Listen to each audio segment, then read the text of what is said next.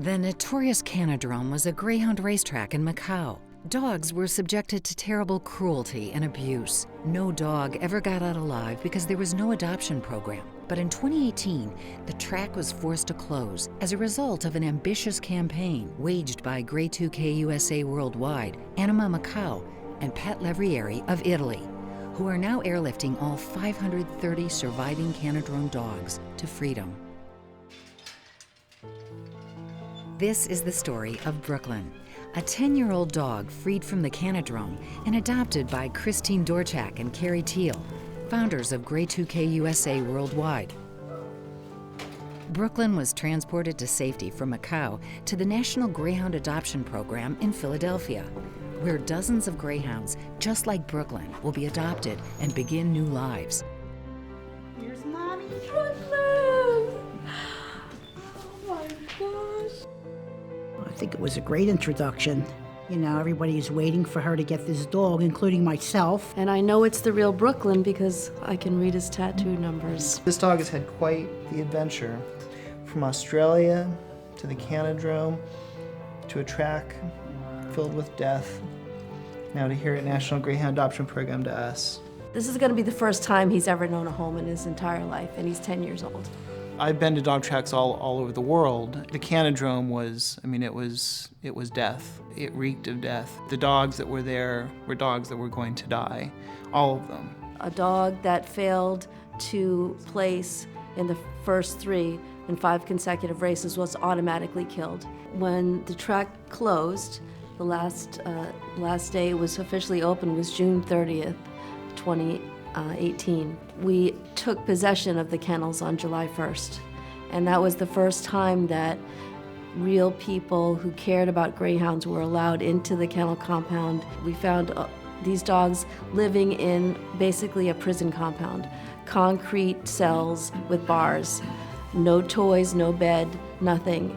And just a little bit of TLC from these volunteers started to really change things for these dogs. And for the first time, they were walked, they were petted, they were fed, they were given toys and a bed. They were dogs for the first time in their entire lives. There were missing posters as a way to highlight the fate of all the dogs that were dying at this track, the worst dog track in the world.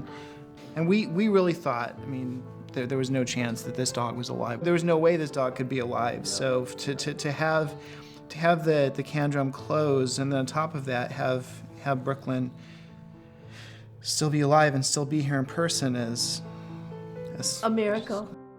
Brooklyn's story is going to be the story of all of these greyhounds now, thanks to this campaign. Now the Canadrome is closed, and we are in control of the kennels. Albano Martins of Anima Macau, he brought us all together. We are now airlifting over 530 surviving greyhounds to safety. The success of the campaign has happened because we all believed it was possible to create change. We believed it was possible to save these dogs. And we never knew for certain whether we would win, whether this horrible track would be closed.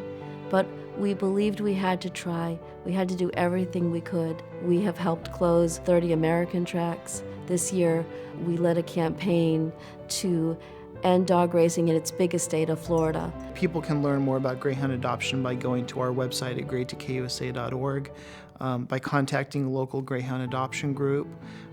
These are sweet, gentle dogs, and they make wonderful companions. This dog spent 10 years being used for racing and abused, and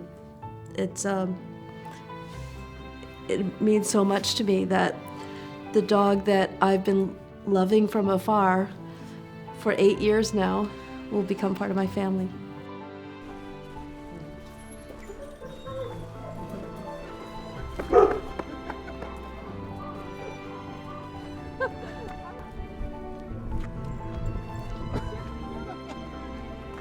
There you go.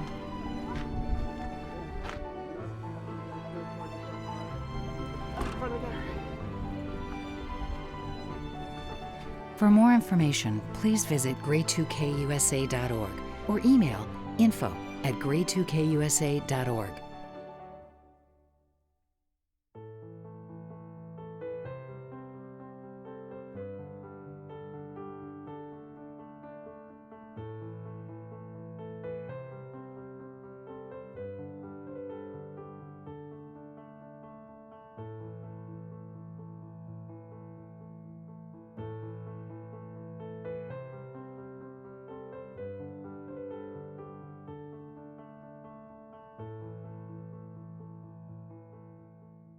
Meet some of the lucky greyhounds rescued from the Canadrome.